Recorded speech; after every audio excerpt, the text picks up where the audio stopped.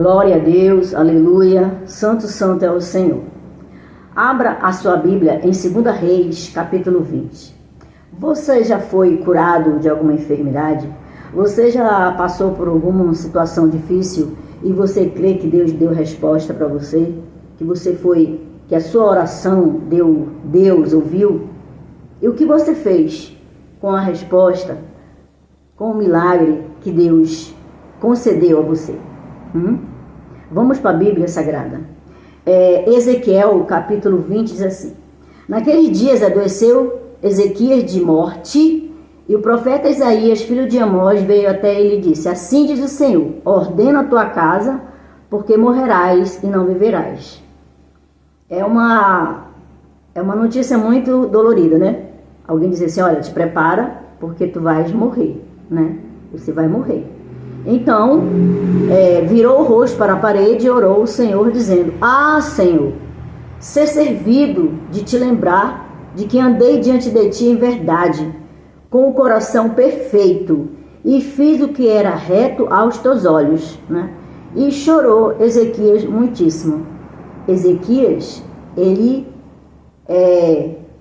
falou para Deus mesmo: Senhor, eu sou fiel a ti, eu tenho feito coisas para o Senhor, eu tenho trabalhado na tua obra, lembra-te de mim, eu não quero morrer, eu quero viver, e eu sei que tu pode fazer esse milagre, e Deus pode fazer um milagre na tua vida, Jesus pode fazer um milagre na tua vida, amém? Ele vai fazer um milagre, independentemente se você é fiel a Deus ou não, preste bem atenção nisso. Eu sei que você tem ouvido muitas coisas dizendo que Deus só cura crente, Deus só cura aqueles que estão na presença dele, mas não. É muito explícito na Bíblia, lá em 10 leprosos, quando Jesus curou os 10 leprosos, Jesus não perguntou para nenhum deles assim: ei, você me serve? Você faz minha obra? Você já se entregou para mim? Você é fiel? Não. Jesus simplesmente curou os 10 leprosos. Ele não perguntou se eles iam servir eles mais adiante, não. Apenas o curou. E só um voltou para reconhecer que Jesus tinha o valorizado. Amém? Então vamos para a Bíblia. Versículo 4, versículo 3. Ah, Senhor, ser servido de te lembrar que andei diante de ti em verdade com o coração perfeito e fiz o que era reto aos teus olhos. E chorou Ezequias muitíssimo. Sucedeu, pois, que não havendo Isaías ainda saindo do meio do pátio, veio a palavra do Senhor dizendo: Deus ele respondeu de imediato para o rei Ezequias. Isaías ainda não tinha nem atravessado o pátio. Ele diz: volta lá com o meu servo e dá esse recado para ele. Aí ele voltou. Volta e diz a Ezequias: chefe do meu povo, assim diz o Senhor, Deus de Davi, teu pai: ouvi a tua oração e vi as tuas lágrimas. Eis que te sararei ao terceiro dia, subirás à casa do Senhor, e acrescentarei aos teus dias 15 anos, e das mãos do rei da Síria te livrarei, e a ti e esta cidade ampararei, esta cidade por amor de mim e por amor de Davi, meu servo. Deus, ele não prometeu que ia curar só Ezequias, mas ele falou que eu vou te salvar, eu vou te dar o livramento das mãos do rei da Síria. E Deus curou o rei Ezequias. Ele mostrou ao rei Ezequias que ele tinha poder e que o rei Ezequias também tinha débito com Deus. Foi curado. Foi um rei maravilhoso, né? Entrou para o governo, para governar, tinha 25 anos de idade, passou 29 anos servindo, trabalhando, cuidando do povo, derrubou tudo que era de altar, de Baal, altares que serviam a outros deuses, né? Mas quando, ao passar do tempo, que os reis da embaixada, né? A embaixada do rei da Babilônia, os reis souberam que Ezequias tinha sido curado, eles vieram visitá-lo, trouxeram muitos presentes, trouxeram muita coisa bonita, ouro, né? porque naquela época as pessoas tinham ouro, tinham muito ouro, então levaram e presentearam. Aqui no versículo 12, assim: naquele tempo enviou Merodach-Baladã, filho de Baladã, rei da Babilônia, cartas e um presente a Ezequias, porque ouvira que Ezequias tinha estado doente. E Ezequias lhe deu ouvidos e lhe mostrou toda a casa do seu tesouro prata. Quando esses reis começaram a chegar na casa do rei Ezequias, ele se mostrou totalmente orgulhoso. Se esqueceu que ele tinha passado por uma enfermidade, que tinha sido curado por Deus, mas quando ele viu aquele povo, aqueles reis chegarem na sua mansão, no seu palácio, ele se exaltou. Ele mostrou seu tesouro, aqui como diz, as pratas, né? As especiarias, os ungüentos, as suas armas, tudo quanto se achou nos seus tesouros, coisa nenhuma houve que lhes não mostrasse em sua casa, nem em todo o seu domínio. Ele mostrou toda a sua riqueza para os reis da Babilônia, mas o rei Ezequias esqueceu de quem tinha o curado, que era Deus. Deus o curou. E Deus, quando ele faz algo, amado, ele quer sim uma gratificação. Muitas pessoas falam que Deus não precisa de nada. Deus precisa de você e Deus precisa de mim. Deus precisa de todos nós. Nós somos representantes de Deus aqui na terra. Você não está aqui por acaso. Você não caiu aqui de paraquedas. Você está aqui para glorificar a Deus. Você já parou para pensar quantos milagres, quantas coisas maravilhosas, quanto livramento Deus já te deu? E o que você fez com esse livramento, com esses milagres que Deus te deu? Ou você esqueceu, como o rei Ezequias esqueceu? E Isaías ficou sabendo. E no próximo versículo ele fala assim, ó: então o profeta Isaías veio ao rei Ezequias e lhe disse: que disseram aqueles homens e onde vieram a ti? E disse Ezequias: de um país muito remoto vieram de Babilônia. E disse-lhe: que viram em tua casa? E disse Ezequias: tudo quanto há em minha casa viram, coisa nenhuma há nos meus tesouros que eu não lhes mostrasse. Entendeu? Esqueceu da sua, que Deus curou, esqueceu que ele chorou muitíssimo, né? Disse para Deus que ele era um homem fiel a ele, e que Deus poderia olhar para a sua enfermidade e o curar. E Deus falou: eu ouvi a tua oração, eu vi as tuas lágrimas, né? E eu vou te sarar e vou te livrar do rei Senaqueribe. Eu vou te dar ele nas tuas mãos. Mas quando Ezequias viu aqueles reis, né, tudo vestido de roupas lindas, finas, esqueceu. E muitas pessoas têm esquecido dos milagres que Deus tem feito na tua vida. Muitos têm esquecido. E hoje está uma coisa muito triste, muito feia.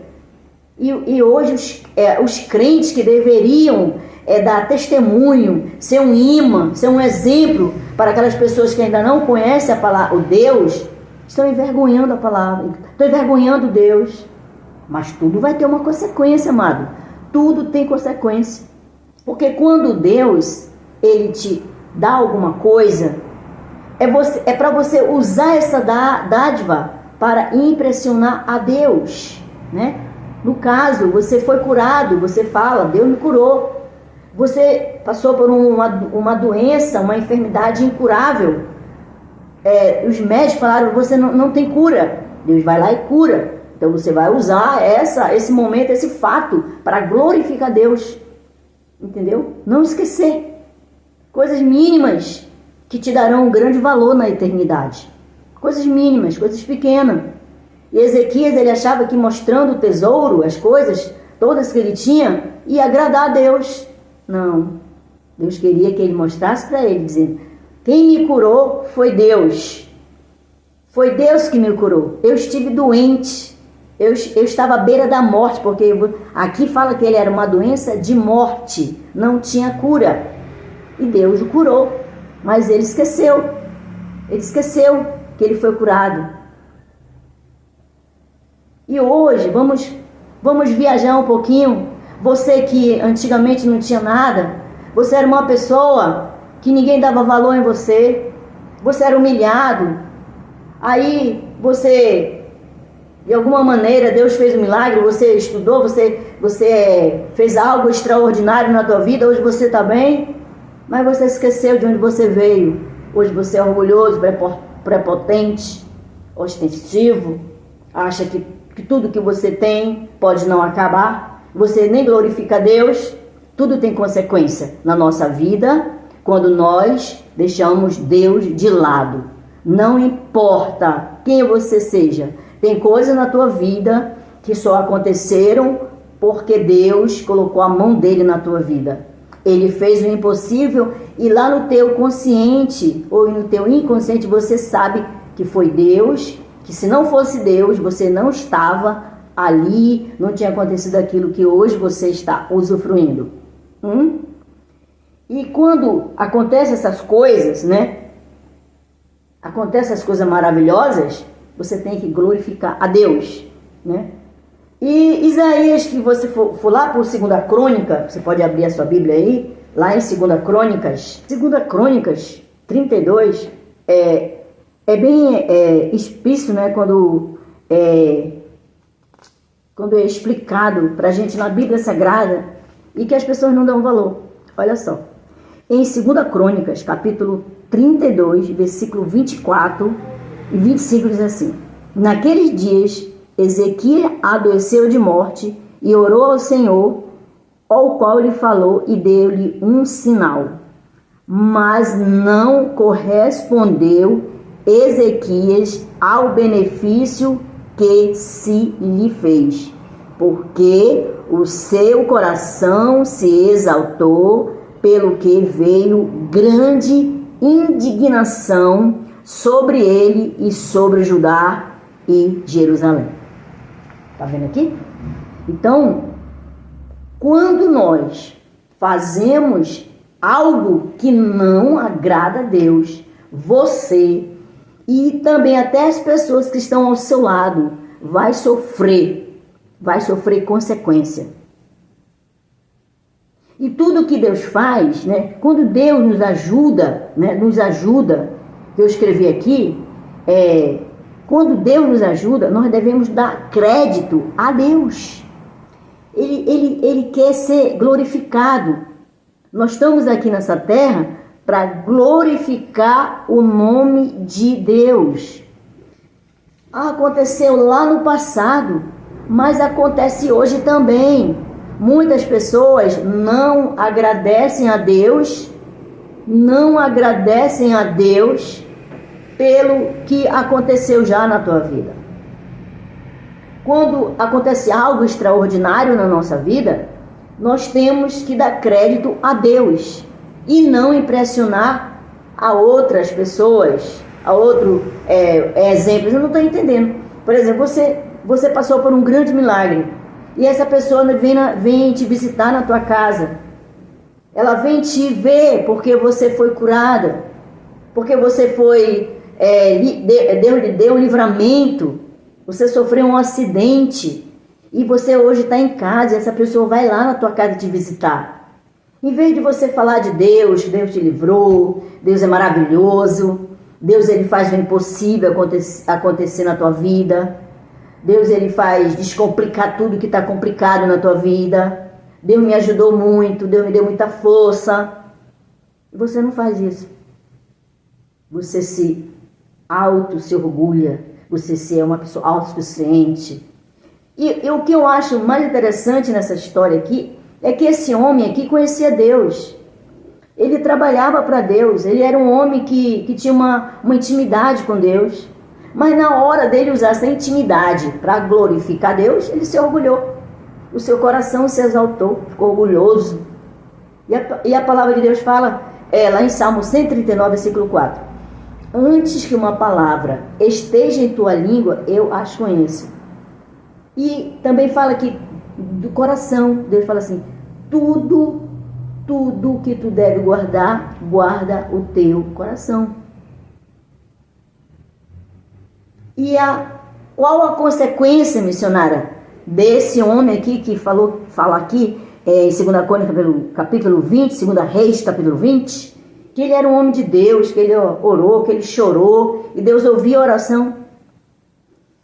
Ele teve um filho chamado Manassés. O próximo rei foi sucessor do pai. Um rei mais nojento, um rei mais ruim, um rei inescrupuloso, um rei ruim, um rei que fazia tudo que era o oposto de Deus. Manassés sacrificava os próprios filhos dele no fogo. Um rei que não tinha nenhum tipo de caráter, um rei nojento mesmo. Aí eu penso assim, porque às vezes acontecem essas coisas na nossa vida e você não aceita. Você diz, não, eu não aceito isso não. Não, eu não quero isso não. Eu não quero, eu não aceito isso. Eu não aceito isso, Senhor. Eu não mereço isso. Ele poderia ter falado, não, Senhor, eu não aceito isso. Eu aceito aqui a minha morte, né? Eu aceito, né? O Senhor está falando que eu vou morrer, então eu vou me preparar e vou morrer. Mas ele falou aqui que ele não aceitava. Ele queria ter mais vida. Ele não queria morrer. E às vezes nós caímos em muitas desgraças, porque às vezes não aceitamos a vontade de Deus na nossa vida. E quando nós não aceitamos a vontade de Deus prevalecer na nossa vida, nós vamos passar pelo que o rei Ezequias passou mais lá na frente, com um filho. A palavra do Senhor diz que nós devemos fazer a vontade de Deus. Senhor, faça em mim se cumprir a tua vontade. Lembra de Maria? Quando o Espírito Santo pousou sobre ela, o que ela falou? Ela falou assim, eis-me aqui, fazei de mim a tua vontade. Mas os crentes hoje não querem. Os crentes não aceitam mais. É por isso que está acontecendo muita desgraça. Porque eles não aceitam mais a vontade de Deus prevalecer na tua vida. E quando a vontade de Deus não prevalece na tua vida, você vai sofrer desgraça. Você vai sofrer consequências. Sabe por quê? Porque o nosso Deus, Ele cuida melhor de você, de mim, do que nós mesmos. Ele sabe a tua necessidade. Ele sabe das coisas que vai acontecer com você. Mas, às vezes, por não aceitarmos, querermos fazer a vontade de Deus, nós sofremos consequências terríveis. Amém? Glória a Deus. Aqui eu agradeço a oportunidade, mas e pensa, nosso Deus, Ele sempre vai te dar o melhor.